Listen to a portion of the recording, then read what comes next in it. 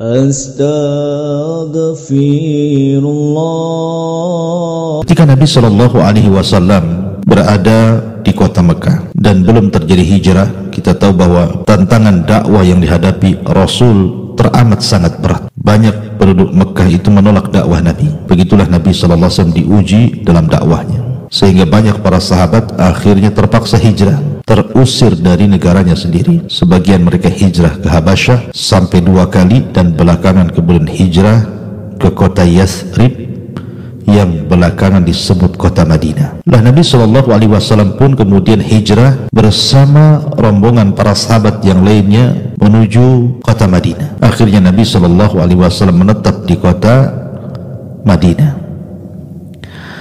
Selama di kota Madinah banyak terjadi peperangan antara Nabi Shallallahu Alaihi Wasallam dan orang-orang kafir Quraisy. Di antaranya perang yang sangat masyhur, perang Badar Kubra, kemudian juga perang Uhud dan perang-perang yang lainnya. Sampai pada waktunya ketika Nabi Shallallahu Alaihi Wasallam hendak melaksanakan umrah bersama sebagian kecil para sahabat, kemudian dilarang dan diancam, yang berakhir dengan sebuah perdamaian yang dikenal dalam sejarah sebagai Sulhu Al-Hudaybiyah, yang diantara bulir kesepakatan dalam perdamaian itu untuk tidak saling menyerang, untuk tidak saling berperang, sehingga akhirnya kedua belah pihak mendapatkan kedamaian hidup, baik dari kubu orang-orang Quraisy yang tadinya mereka sulit untuk melakukan perniagaan ke Syam karena bagaimanapun harus melintasi kota Madinah. Terkadang ketika masih kondisi bermusuhan dan berperang dan belum ada perdamaian, mereka kesulitan karena akan berhadapan dengan tentara Nabi Shallallahu Alaihi Wasallam dalam perjalanan niaga mereka ke Syam. Begitu juga sebaliknya, sehingga akhirnya Nabi Shallallahu Alaihi Wasallam punya peluang, sudah tidak disibukkan lagi kemudian dengan perkara orang-orang kafir Quraisy, dan Rasul menyibukkan dengan berdakwah ke kabilah-kabilah yang ada di sekitar Yathrib, sampai menyurati beberapa raja seperti Najasyi, raja Ethiopia, kemudian Kisra, raja Persia, termasuk juga kisah yang kita akan kisahkan, surat dakwah kepada Herakli, seorang pembesar Romawi. Ma'asyiral muslimin yang dimuliakan Allah Subhanahu wa taala, maka Nabi Shallallahu Alaihi Wasallam mengutus seorang sahabat yang memang pakar dalam diplomasi, namanya Dihyah ibn Khalifah ibni Farwat ibni Fadalat al-Kalbi, atau dikenal dengan Dihyatul Kalbi, seorang sahabat yang masyhur, termasuk as-sabiqun al-awwalun, termasuk juga banyak menyaksikan peperangan bersama Nabi Sallallahu Alaihi Wasallam. Bahkan Dihyatul Kalbi, sebagaimana dikatakan oleh Imam Al-Qurtubi rahimahullahu ta'ala, kana min kibaris sahabat, termasuk seniornya para sahabat Nabi Sallallahu Alaihi Wasallam. Bahkan Imam Ibnu Katsir mengatakan sahabi jalil, kana jamilus surah, aslama qadiman walakin lam yashhad badran wa syahida ma ba'dah. Dia sahabat yang sangat mulia, memiliki penampilan yang sangat tampan, sehingga menjadi perhatian para wanita. Apabila dia berangkat ke Syam, banyak para wanita yang meninggalkan kesibukannya dan terus memandang wajah Dihyatul Kalbi saking tampannya, sehingga Jibril apabila mendatangi Nabi Shallallahu Alaihi Wasallam untuk menyampaikan wahyu Allah Azza wa Jal, lebih sering menyerupai Dihyatul Kalbi, sampai Aisyah radhiyallahu anha pernah menyangka bahwa Rasul sedang berdiri menghadap Dihyah dan sedang berbincang-bincang. Setelah ditanya, maka Nabi SAW mengatakan kepada Aisyah, itu bukan Dihya, itu adalah Jibril. Kemudian Rasul mengatakan, hal ra'aiti, apakah engkau melihatnya wahai Aisyah? Kata Aisyah radhiyallahu anha, ya. Maka Rasul mengatakan, engkau akan mengalami kebutaan di akhir hayatmu.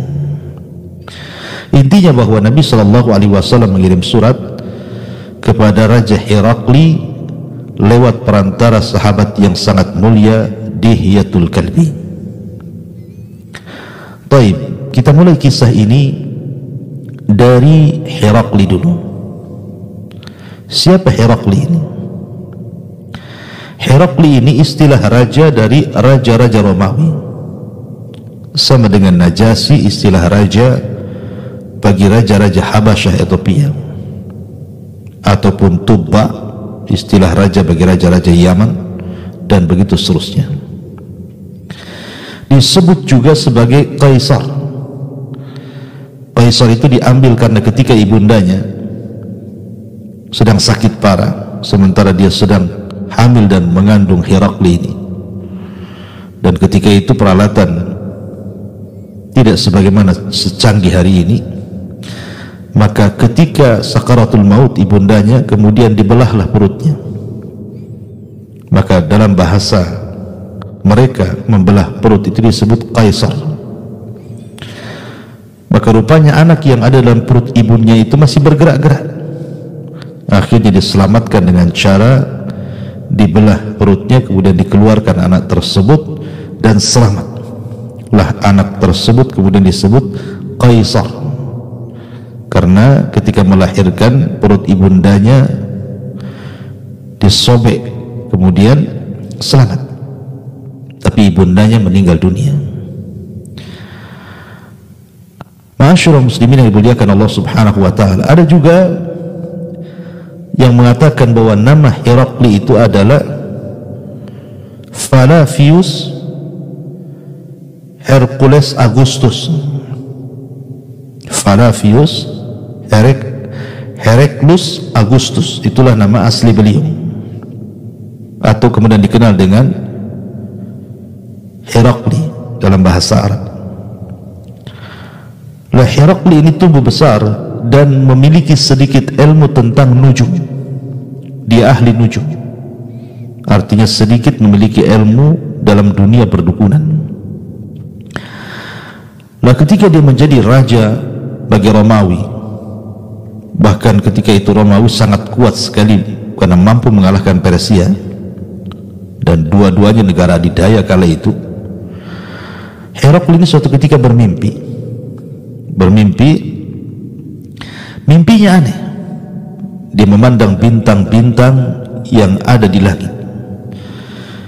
Kemudian dia melihat sosok seorang penguasa yang dikhitan, yang disunat bahasa kitanya.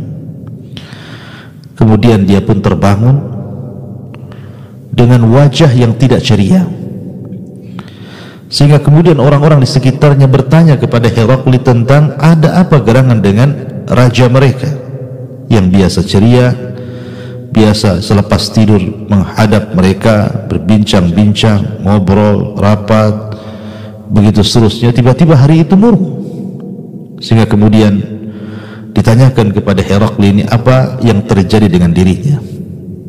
Maka dia pun mengatakan, qad dhahara mulkul khitan, telah tampak kepadaku kerajaan orang-orang yang disunat, orang-orang yang dikhitan.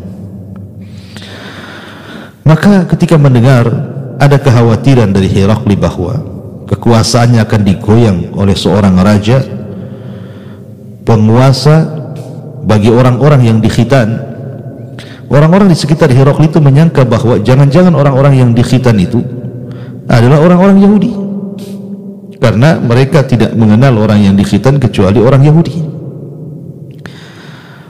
Akhirnya kemudian orang-orang di sekitar Herakli mengatakan, kalau itu yang kau khawatirkan wahai raja, kita tangkap saja orang-orang Yahudi yang ada di Syam ini, kemudian kita bantai supaya kau tenang dan tidak merongrong kerajaanmu.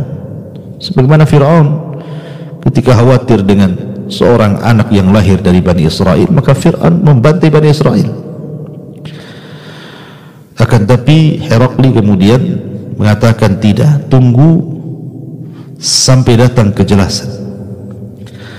Lah selang beberapa saat, beberapa waktu dari mimpinya Herakli yang meramalkan akan datang seorang raja yang diikuti oleh orang-orang yang dikhitan atau disunat dan akan menggulingkan kekuasaannya, tiba-tiba datanglah surat dari Nabi SAW lewat perantara Dihyatul Kalbi. Karena raja tidak bisa berbahasa Arab, tentu surat itu juga diterjemahkan, yang isinya sebutkan di dalam hadis Bukhari dan juga hadis-hadis yang lainnya.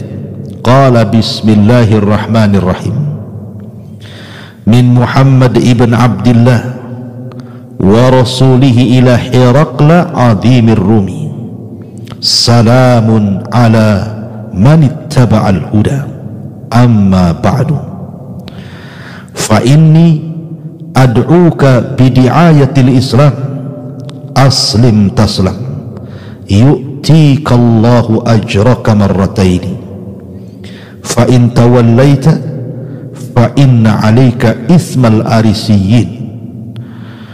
Kemudian Nabi SAW melanjutkan suratnya dan membacakan atau menuliskan satu ayat Al-Quran, wa ya ahlal kitab ta'alau ila kalimatin sawa bainana wa bainakum alla na'budu illallah wa la nusyrika bihi syai'an wa la yattakhidha ba'duna ba'dan arbaban min dunillah fa in tawallaw faqul ashhadu bi anna muslimun. Bismillahirrahmanirrahim, dengan menyebut nama Allah yang maha penyayang lagi maha pengasih. Surat ini dari Muhammad, hamba Allah dan Rasulnya, teruntuk kepada Herakli, pemimpin Romawi.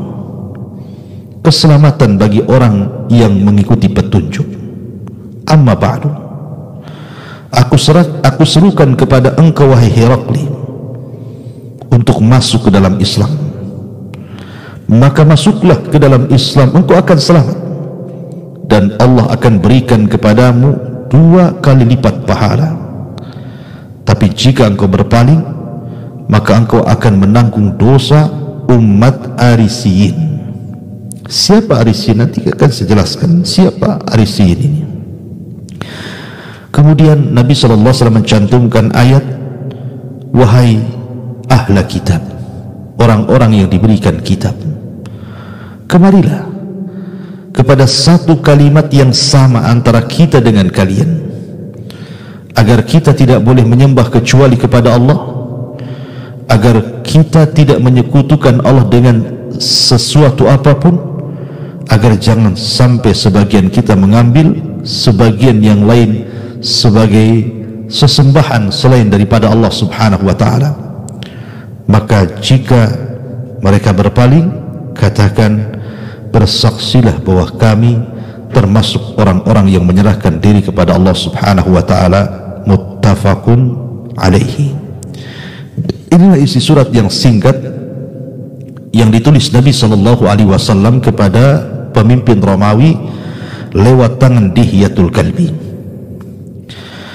Ketika Herakli kemudian membaca surat ini, sebelumnya dia bermimpi, maka seolah-olah ada korelasi antara mimpi dengan surat itu. Akhirnya kemudian Herakli pun mencari orang-orang Arab, ingin mengetahui sosok siapa yang mengirim surat ini, siapa Muhammad itu, siapa raja Arab yang berani-berani mengirim surat kepada Herakli dan mengajak masuk ke dalam agamanya, bahkan mengancam kalau dia sampai berpaling maka dia akan menanggung dosa Arisiyin. Ma'asyiral muslimin yang dimuliakan Allah Azza wa Jalla, kebetulan ketika itu rombongan Abi Sufyan yang sudah lama tidak berniaga ke Syam membawa 30 anggota para peniaga, para pembisnis yang dipimpin Abi Sufyan, berangkat dari Mekah ke Syam untuk membawa barang-barang dagangan dari Mekah dijual di Syam. Lah ketika itu Raja Herakli memerintahkan kepada pasukannya untuk mencari orang-orang Arab yang berasal dari orang yang mengirim surat itu. Akhirnya kemudian ditangkaplah Abi Sufyan dengan 30 anggotanya dan dihadapkan kepada Raja Herakli. Di sini terjadi hiwar yang sangat agung, yang sangat besar antara dialognya Abi Sufyan dengan Herakli yang dicatat dalam sejarah sebagai dialog terbesar, karena dialog ini syarat dengan pelajaran. Maka karena Abi Sufyan berbahasa Arab, tidak paham bahasa Romawi, begitu juga sebaliknya, maka Herakli memanggil penerjemahnya. Kemudian Herakli meminta kepada penerjemahnya untuk bertanya kepada rombongan Abi Sufyan ini. Salhu, tanya kepada dia tentang siapa yang paling dekat nasabnya orang-orang yang datang ke Syam bersama orang yang mengirim surat itu, Nabi SAW. Maka orang-orang pun kemudian mengisyaratkan kepada Abi Sufyan. Kenapa Herakli bertanya soal siapa yang dekat nasabnya? Karena kedekatan nasab tentu akan lebih mengenal sosok siapa orang tersebut. Akhirnya kemudian Abi Sufyan pun dihadapkan kepada Raja Herakli, kemudian berdialog yang dicatat dalam beberapa referensi buku hadis, diantaranya Bukhari dan yang lainnya. Maka kata Herakli kepada penerjemahnya, Salhu, tanyakan dia, kaifa hasabuhu fikum, bagaimana nasabnya? Maksudnya Nabi SAW yang mengirim surat itu, bagaimana nasabnya? Apakah dia dzu nasabin? Apakah dia memiliki nasab yang mulia, nasab yang terhormat? Maka Abi Sufyan menjawab, huwa fina dzu nasabin. Ya, dia adalah orang yang hidup di antara kami dan dia memiliki nasab dan hasab yang baik, yang terhormat lagi mulia. Kemudian Herakli bertanya lagi, hal kana min abaihi mulkun, apakah orang yang mengirim surat kepadaku, maksudnya Nabi SAW itu, bapaknya seorang raja? Maka Abi Sufyan mengatakan, lah, tidak.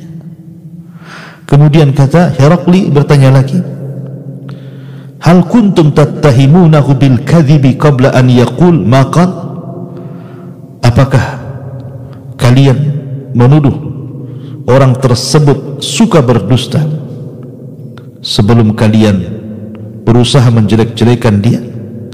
Karena tahu Abi Sufyan di mata Herakli adalah musuhnya Nabi SAW. Maka Abi Sufyan mengatakan, la, tidak, dia tidak pernah berdusta. Kemudian Herakli bertanya lagi, man yattabi'u, siapa yang mengikutinya?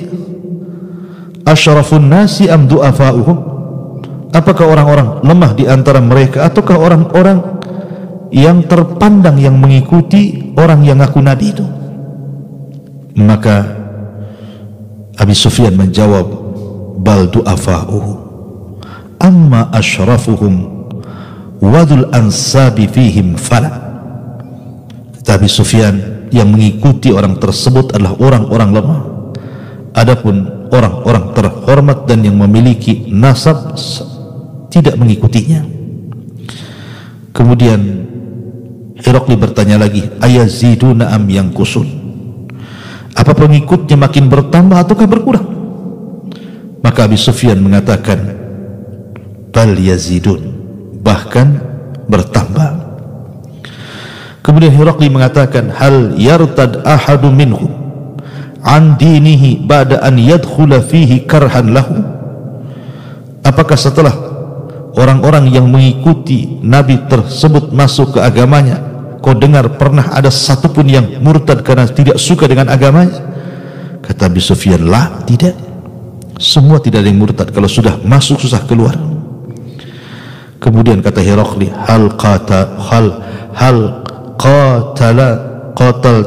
qataltumuhu, apakah engkau memerangi mereka? apakah engkau berperang memerangi dia, maksudnya Nabi yang mengirim surat kepada dia, pada Herakli? Maka Abu Sufyan mengatakan, na'am ya, kami memerangi dia.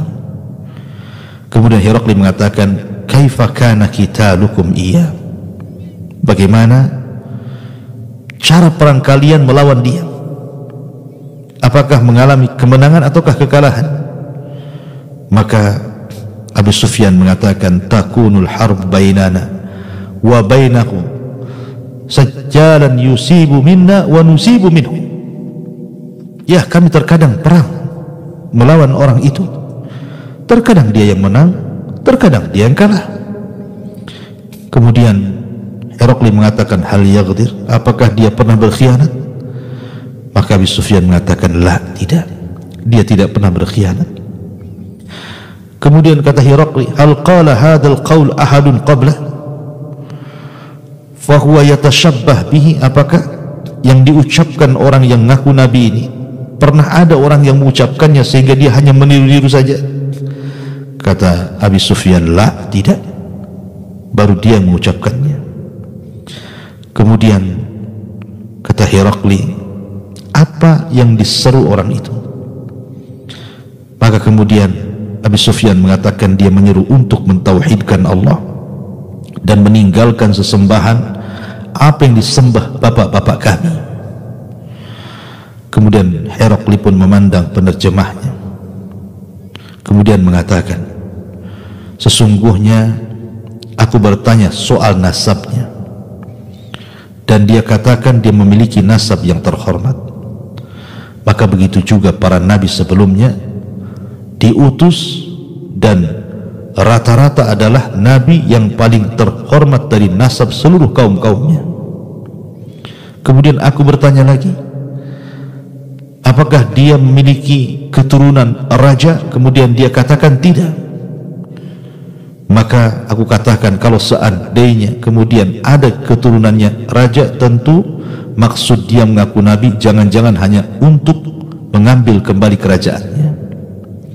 Kemudian aku bertanya lagi bahwa pengikutnya apakah orang-orang lemah atau terhormat? Dia katakan orang-orang lemah, dan orang-orang terhormat sedikit sekali mengikutinya. Maka kata Herakli, begitulah para rasul, memang pengikutnya rata-rata orang-orang lemah. Kemudian aku bertanya lagi, apakah engkau menganggap dia pendusta? Dan dia katakan tidak. Ya, karena seorang nabi tidak mungkin berdusta.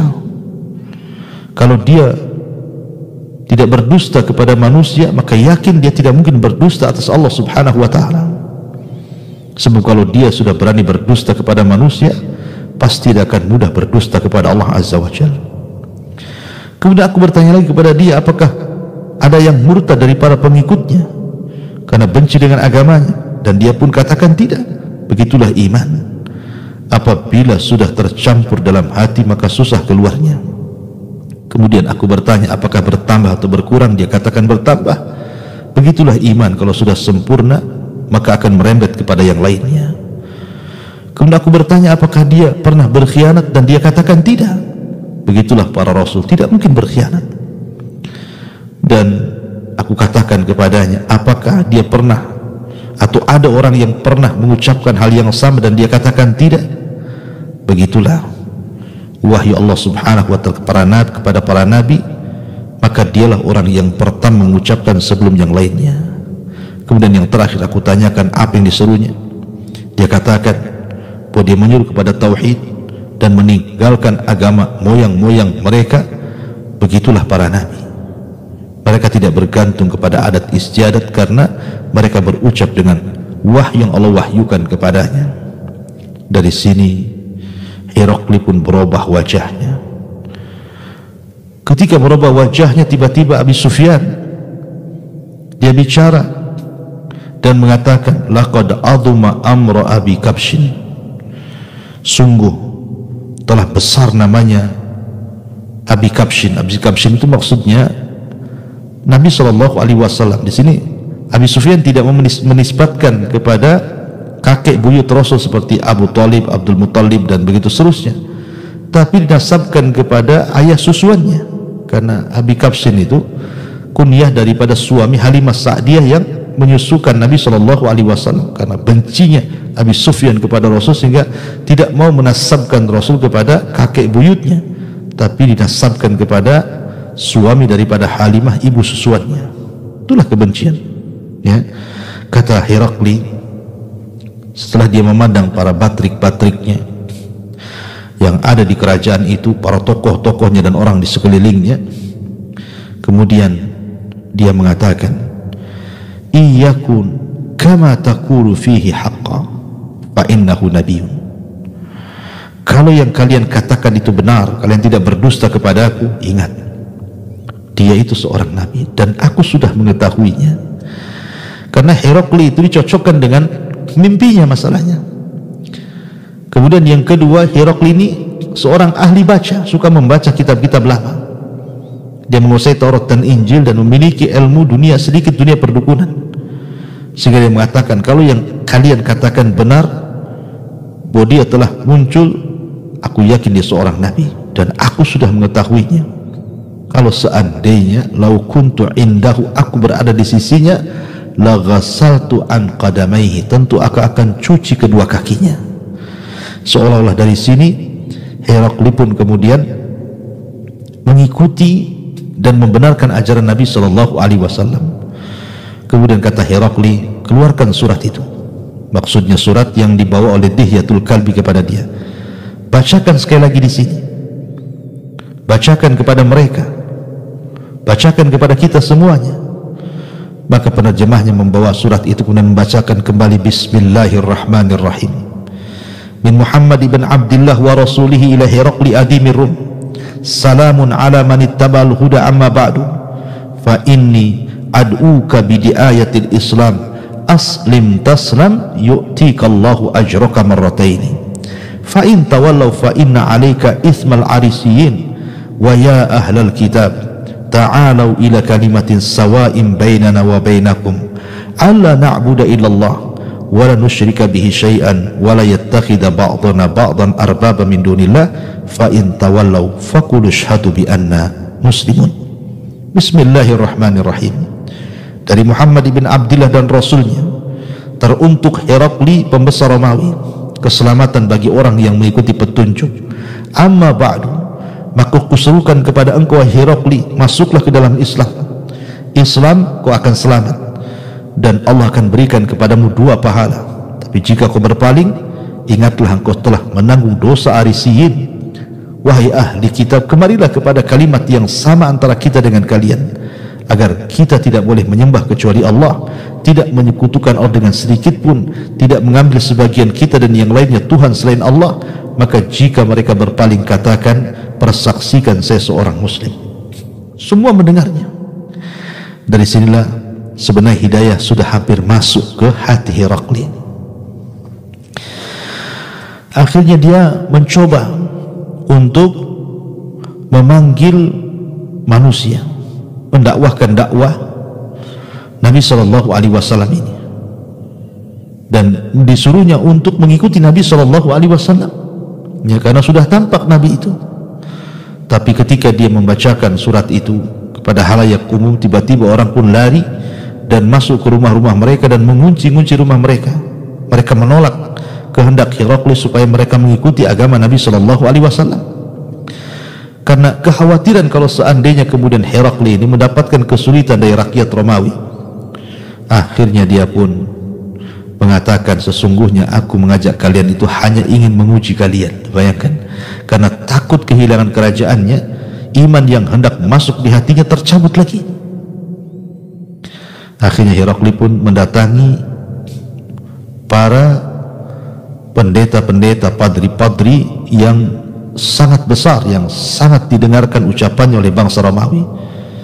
Kemudian diserahkan surat itu, kemudian diceritakan mimpinya, kemudian diceritakan tentang dialog dia dengan Abi Sufyan, kemudian macam-macam diceritakan kepada para padri-padri kanisa itu.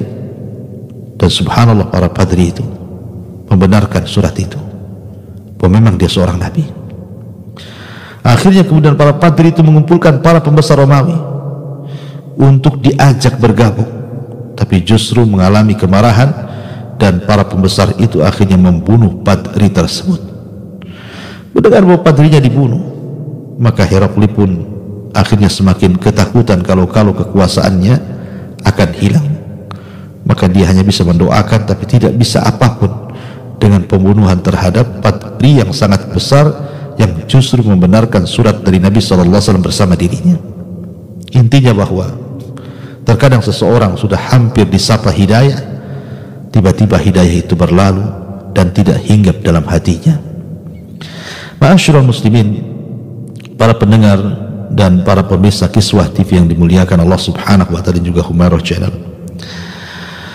Maka dari sini Herakli ketika sudah membaca surat itu, kemudian merenung, akhirnya kemudian dia pun hampir mendapatkan hidayah. Makanya wajar kalau dia mengatakan, kalau aku berada di sisinya, ku cuci kedua kakinya itu, saking membenarkannya gitu ya. Tapi rupanya hidayah itu hilang kembali dari qalbu Herakli gara-gara kekuasaan. Begitulah Nabi SAW ketika mengirim surat, ada yang diterima, ada yang ditolak. Seperti yang diterima Raja Najasyi, langsung diterima dan langsung masuk ke dalam agama Rasul. Bahkan Nabi SAW menyolatkan kematian Raja Najasyi Ashamah ibn Afjur karena wafatnya, karena tidak ada yang menyolatkan dia di Ethiopia sana. Makanya Rasul kemudian salat gaib, dan itulah salat gaib pertama Rasul untuk Raja Najasyi, dan Rasul tidak pernah salat gaib lagi setelah itu. Bahkan sebagian ulama menyebutnya Najasyi itu sebagai muhadram, orang yang hidup di zaman Rasul tapi tidak bisa menatap Rasul. Tapi ada juga yang menyobek-nyobek suratnya, seperti Kisra Persia. Ketika datang surat kepada beliau, kemudian disobek-sobeknya surat itu. Kemudian ketika Rasul mendengar bahwa suratnya disobek-sobek, maka Rasul pun mengatakan, mazzakallahu mulka, semoga Allah sobek-sobek kembali kerajaannya, semoga Allah hancurkan kerajaannya, semoga Allah hancurkan kerajaannya. Ya, rupanya doa Nabi SAW cepat terkabulkan ketika di masa Khalifah Amirul Mukminin Umar bin Khattab radhiyallahu an, Persia jatuh tumbang ke tangan kaum muslimin. Itulah doa Nabi SAW, mazzakallahu mulka. Tetapi karena Herakli ini dalam hatinya membenarkan, akhirnya dia pun hanya bisa memberikan hadiah kepada Nabi SAW lewat Dihya saja, tapi dia tidak masuk Islam ya. Nah, yang ingin saya sedikit ceritakan sebelum kita tutup adalah kalimat Arisiyin, karena Nabi SAW dalam isi surat itu mengatakan kepada Herakli ini, fa in tawallaita fa inna 'alaika ismal Arisiyin, kalau engkau sampai berpaling, maka engkau akan menanggung dosanya orang-orang Arisiyun. Siapa Arisiyun ini?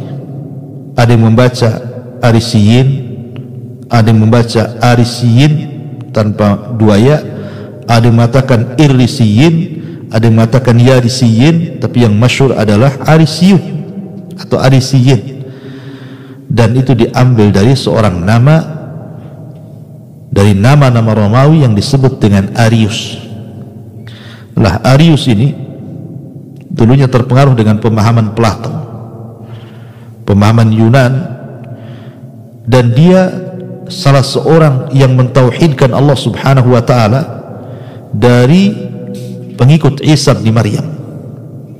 Lah, di zaman Arius inilah muncul pemahaman tathlis, di mana orang-orang Nasrani mengatakan bahwa Isa satu di antara tiga Tuhan, bahwa Isa anak Tuhan, bahwa Isa adalah Tuhan itu sendiri. Lah, Arius ini salah satu orang Nasrani pengikut Isa bin Maryam, pengikut ajaran Isa bin Maryam yang sangat setia, sangat saleh, mentauhidkan Allah, tidak terpengaruh dengan keyakinan Nasrani yang lainnya. Artinya ketika itu Nasrani pecah menjadi dua.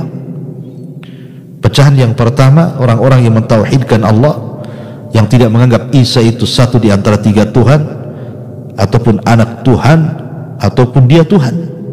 Tapi kelompok yang lainnya justru yang berpemahaman seperti itu, mengakui bahwa Isa adalah satu di antara tiga Tuhan. Nah, kelompok Arius ini selalu berseberangan dengan orang itu. Tapi karena jumlahnya tidak banyak, akhirnya mereka hanya terpinggirkan. Karena bagaimanapun orang-orang Arsyion itu rata-rata fallahun, rata-rata para petani, bukan orang-orang terhormat, ya. Sampai pada waktunya akhirnya di zaman Azimir Romawi ini, Herakli lah orang-orang Arsyion yang berpemahaman bahwa Isa bukan Tuhan, Isa bukan anak Tuhan, Isa bukan satu di antara tiga Tuhan, itu adalah orang-orang dekatnya Herakli. Jadi orang-orang yang sangat loyalis kepada Herakli adalah orang-orang Arsyion, keturunan orang-orang Arsyion. Maka Nabi SAW mengatakan, fa in tawallaita fa inna 'alaika itsmal Arsyiyin. Kalau engkau berpaling wahai Herakli, kau yang akan menanggung dosanya orang-orang Arsyion itu, pengikut Arius yang masih mentauhidkan Allah Subhanahu wa taala dari orang-orang yang beragama Nasrani kala itu. Ma'asyiral muslimin yang dimuliakan Allah Subhanahu wa taala, inilah diantara secara singkat bagaimana risalah dakwah Rasul kepada Raja Romawi. Lalu apa yang bisa kita petik pelajaran dari kisah ini? Pertama, semangat Nabi SAW berikan hidayah kepada manusia, sampai-sampai Nabi SAW tidak peduli, ya, beliau surati semua para raja, ada yang menerima, ada yang menolak, ada yang tidak menerima kemudian memberikan hadiah, ada yang tidak menerima sampai membunuh delegasi. Itulah tantangan dakwah Nabi SAW. Tapi Rasul semangat berikan hidayah kepada manusia. Tentu yang dimaksud hidayah di sini hidayah irsyad. Adapun taufik itu hanya milik Allah Subhanahu wa taala. Kemudian yang kedua, pentingnya berdakwah. Pentingnya kita berdakwah kepada orang lain. Setelah mendakwai diri sendiri dan keluarga, maka kita berdakwah kepada orang lain. Makanya Allah Subhanahu wa taala menyebutkan dalam surah Al-Asr, wal asri innal insana lafi khusrin illa alladhina amanu wa amilus solihat wa tawassaw bil haqqi wa tawassaw bis sabr. Dalam surah Al-Asr ini ada 4 sifat yang luar biasa yang kalau Anda dapati sempurnalah hidup Anda. Pertama ilmu, yang kedua amal, yang ketiga dakwah, dan yang keempat sabar. Yang pertama dan yang kedua memperbaiki diri sendiri. Ilmu dan amal itu memperbaiki diri sendiri. Adapun dakwah dan sabar itu memperbaiki orang lain. Itulah seorang muslim. Orang yang bermanfaat seorang muslim itu alladzi yanfa'uhumun nas, alladzi yanfa'uhum linnas, orang yang bermanfaat bagi manusia. Karena dengan ilmu dan pengamalan memperbaiki diri sendiri, dan dakwah dengan kesabaran akan memperbaiki orang lain. Jadi baik diri dan baik orang, sempurna sifatnya. Maka penting menyebarkan dakwah kepada manusia, mengajak manusia ke dalam tauhid. Kemudian yang ketiga, hendaklah yang didakwahkan adalah dakwah tauhid. Maka Nabi SAW mengingatkan soal tauhid di hadapan raja-raja termasuk Herakli. Ya ahlal kitab ta'alu ila kalimatin sawa bainana wa bainakum alla na'budu illallah wa la nusyrika bi syai'an, agar kita menyembah Allah dan tidak menyekutukan Allah dengan siapapun, menunjukkan bahwa setiap dakwah para nabi itu berdakwah mengajak manusia ke dalam tauhid. Dan itulah awal dakwah para nabi, mengajak manusia untuk mengesahkan Allah, mentauhidkan Allah. Kemudian juga yang terakhir, karena juga waktu, bahwa Nabi SAW ketika mengutus surat tidak sembarang orang yang diutus sebagai delegasi mengantar surat itu, tapi memilih yang terbaik, memilih yang ahli diplomasi. Bukan itu saja, memilih orang yang tampan supaya cara penerimaannya pun berbeda. Maka dipilihlah Dihyatul Kalbi sebagai delegasi surat Nabi SAW kepada pembesar Romawi, Herakli atau Kaisar.